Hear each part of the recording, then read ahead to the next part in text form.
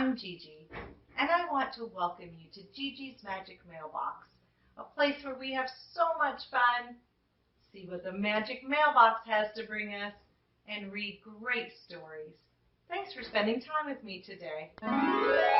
Did you hear that? That means something has just arrived in the Magic Mailbox. Let's see what it is. The mailbox is shaped like a big envelope. She pulls out a picture book. This is one of my all-time favorite books because my youngest daughter, Ashley, she was obsessed with ladybugs when she was a little girl. So as you can see, I've had this book for a really long time. This book was 20 years old already when we owned it, and it's been around for a really, really long time. If you have your own copy, go grab it, and you can read along with me. Let's get started. On the cover is a big ladybug. The Grouchy Ladybug.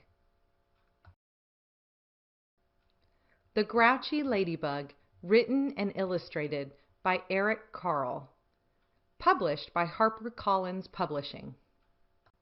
It was night, and some fireflies danced around the moon. They glow. At 5 o'clock in the morning, the sun came up. A friendly ladybug flew in from the left. It saw a leaf with many aphids on it and decided to have them for breakfast. But just then a grouchy ladybug flew in from the right. It too saw the aphids and wanted them for breakfast. You know what that means. Something else has just arrived in the Magic Mailbox. Let's see what it is. She pulls out a round clock. It's a clock, and it's shaped as a bicycle, which I really love because I love to ride bikes. But I wonder why it sent me a clock. I think it's because throughout this whole story, not only are we going to read a great tale about the grouchy ladybug and the friendly ladybug, we're going to see a lot of clocks in the story so we can start learning how to tell time. This clock is on 5, which is when the story begins, at 5 in the morning. That's really early. I bet your parents don't want you getting up at 5 in the morning. Maybe wait till it's closer to 8 in the morning. All right, let's see what happens in the story. Good morning, said the friendly ladybug. Go away, shouted the grouchy ladybug. I want those aphids. We can share them, suggested the friendly ladybug. No, they're mine, all mine, screamed the grouchy ladybug. Or do you want to fight me for them? If you insist, answered the friendly ladybug sweetly. It looked the other bug straight in the eye. The grouchy ladybug stepped back. It looked less sure of itself. Oh, you're not big enough for me to fight, it said.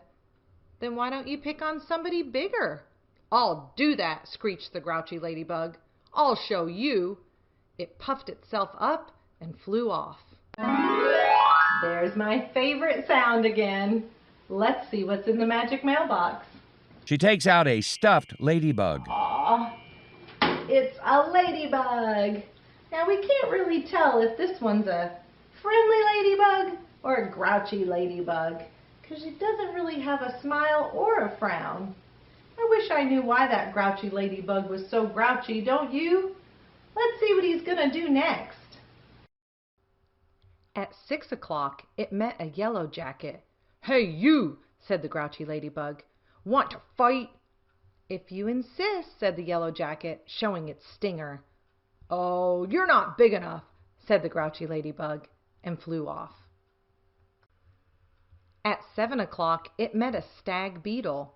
Hey, you, said the grouchy ladybug. Want to fight? If you insist, said the stag beetle, opening its jaws. Oh, you're not big enough, said the grouchy ladybug, and flew off. At 8 o'clock, it came across a praying mantis. Hey, you, said the grouchy ladybug. Want to fight? If you insist, said the praying mantis, reaching out with its long front legs. Oh, you're not big enough, said the grouchy ladybug, and flew off. At 9 o'clock, it almost flew into a sparrow. Hey, you, said the grouchy ladybug. Want to fight? "If you insist," said the sparrow, opening its sharp beak. "Oh, you're not big enough," said the grouchy ladybug, and flew off.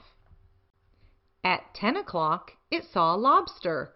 "Hey, you," said the grouchy ladybug, "want to fight?"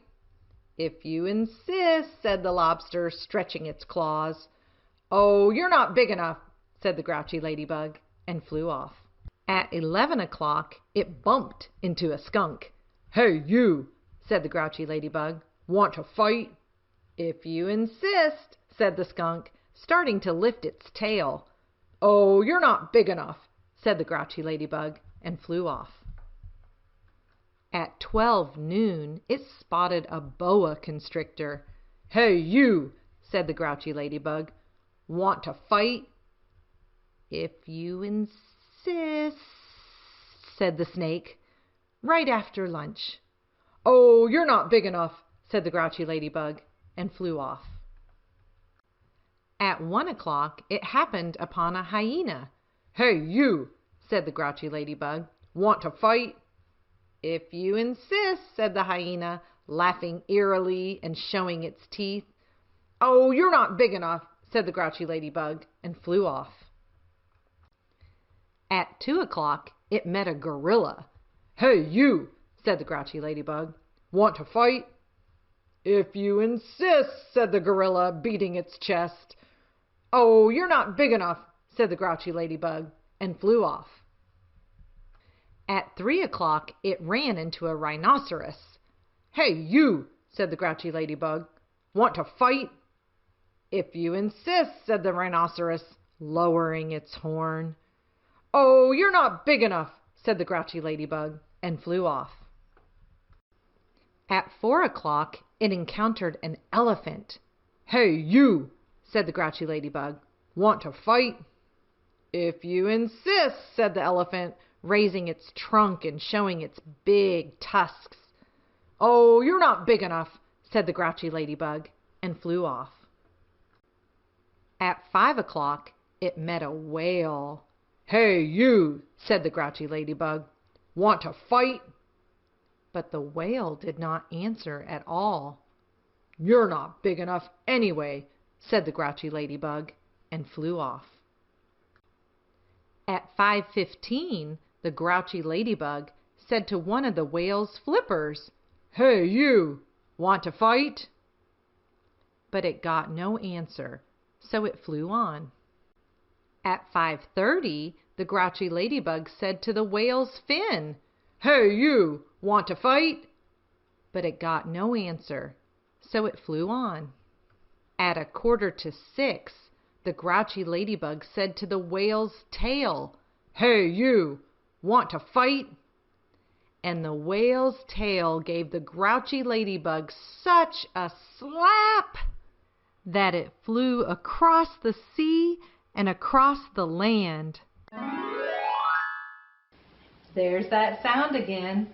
I wonder what the magic mailbox has brought us this time. There's so many things it could be. The stag beetle, the praying mantis, the sparrow. Well, let's see what it is. She retrieves out a stuffed whale. Oh, it's a whale. A big old whale. It took a lot of time for that grouchy ladybug to get all the way down to his tail, didn't it? And ooh, that whale gave it such a slap, it flew him into yesterday practically. That was so funny. Well, let's see what happens to the grouchy ladybug now. At 6 o'clock, the grouchy ladybug arrived right back where it had started from. "Aw, here you are again," said the friendly ladybug. "You must be hungry. There are still some aphids left. You can have them for dinner." "Oh, thank you," said the wet, tired, and hungry ladybug. "You're welcome." Soon all the aphids were gone. "Thank you," said the leaf. "You are welcome," answered both ladybugs, and they went to sleep.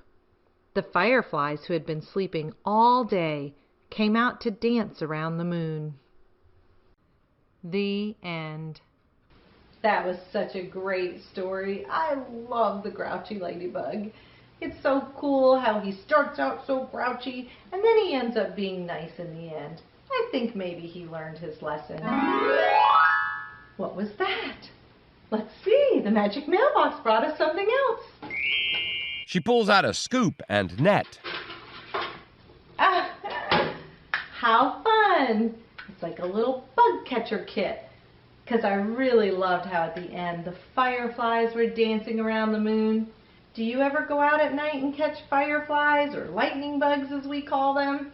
You catch them with your hands or with a net, and then you hold them and they glow. It's so cool. Who would have ever thought that bugs could glow at night? Just like little night lights in the sky. So cool. Well, if you don't have a bug kit, you can always just use your hands. They don't hurt at all, do they? Thank you for joining me today to read The Grouchy Ladybug, one of my all-time favorites. We'll dedicate this one to Ashley, won't we? Well, thank you again, and I hope you have a great day. Don't forget to hit subscribe so you'll always know when Gigi has a new Magic Mailbox video to drop. Thanks. See you soon. Thanks for watching Gigi's Magic Mailbox. Sound effect by Zapsplat.com. Accessibility provided by the U.S. Department of Education.